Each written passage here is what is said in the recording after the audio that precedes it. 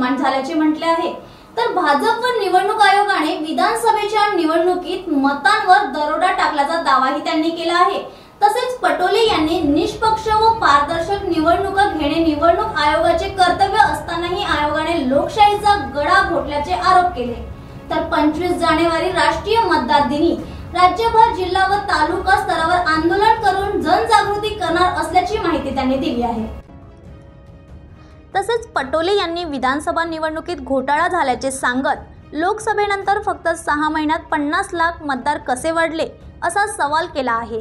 तर मतदानाच्या दिवशी संध्याकाळी 5 नंतर रात्रीच्या अंधारात 76 लाख मतदान कसे वाढले याचे पुरावे द्या अशी मागणीही देखील त्यांनी केली। पण मागणी करूनही आयोग आकडेवारी देत नाही, तर आता माहिती न देण्यासाठीच कायदाच केल्याचे त्यांनी म्हटले आहे। तर हा कायदा निवडणूक आयोग व भाजपाने मतदाराच्या मतदानावर टाकलेला दरोडा लपवण्याचा प्रकार असल्याचेही पटोले म्हणाले। पोलीस टाइम न्यूज साठी स्वप्नील धारगावेची रिपोर्ट।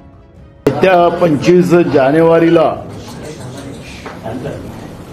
आपण सगळेजण वोटर दिवस म्हणून साजरा करतो आहे आणि हा दिवस याच्यासाठी साजरा केला जातो की वोटर्समध्ये जागृती होणं आणि लोकशाहीचं रक्षण होणं, आणि म्हणून आपण या दिवसाला वोटर दिवस म्हणून साजरा करतो आणि निवडणूक आयोगाला आपण शुभेच्छा देतो की त्यांनी फार चांगल्या पद्धतीचं काम केलं, लोकशाहीला सगळ्यांना पारदर्शकता ठेवली। पण ही 25 जानेवारी महाराष्ट्रामध्ये आम्ही निवडणूक आयोगाला शुभेच्छा कशासाठी द्यायच्या हा प्रश्न आमच्यासमोर निर्माण झालेला आहे। आणि म्हणून 25 तारखेला महाराष्ट्रातल्या प्रत्येक जिल्ह्यात तालुक्यात आम्ही एक आंदोलन उभं करू आणि त्या आंदोलनाच्या माध्यमातून आम्ही तहसीलदार असतील, प्रांत असतील किंवा जिल्हाधिकारी असतील त्याला निवेदन देऊ आणि लोकशाही वाचवण्यासाठी आम्हा सगळ्यांना सहकार्य करा। महाराष्ट्र हा शाहू फुले आंबेडकरांचा महाराष्ट्र आहे आणि या महाराष्ट्रामध्येच झालेल्या विधानसभेमध्ये निवडणूक आयोग आणि भाजप दोघांनी मिळून जो लोकशाहीचा गळा घोटला, जे प्रश्न आम्ही निवडणूक आयोगाला विचारलेले होते ते प्रश्न लपवण्यासाठी लोकसभेमध्ये गोंधळात कायदा पारित करून पारदर्शकतेच्या नावाने व्हिडिओ फुटेजेस आम्ही दाखवू शकत नाही। 76 लाख मतं ही कशी झाली त्याची माहिती आम्ही देणार नाही रात्रीच्या अंधारामध्ये।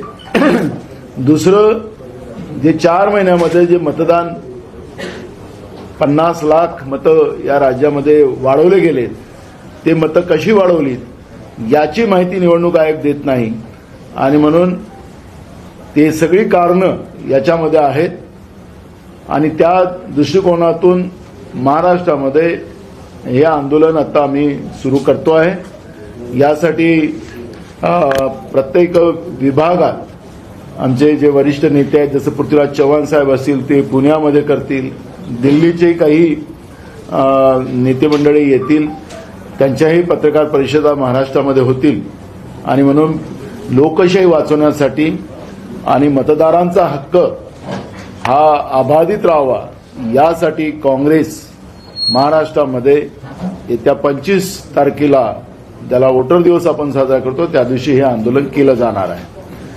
महाराष्ट्रात जे सरकार बेईमानीनं निवडून आलेलं आहे त्याला लोकशाहीची किंमतच नाही आहे। जे आम्ही सुरुवातीपासून म्हणत होतो, मंत्रिमंडळाचा विस्ताराला वेळ लागली, मंत्रिमंडळाचा विस्तार झाल्यानंतर पोर्टफोलिओ त्यांना देण्यामध्ये वेळ लावला, मग पालकमंत्री नेमण्यामध्ये वेळ गेला आणि मलाईदार, कारण की जनतेसाठी सरकार नाही, मलाईदार व्यवस्था कुठं प्राप्त होते त्यासाठी ही महाराष्ट्रातली भाजप प्रणित युतीचं सरकार काम करताना आपण चित्र पाहतो आहे।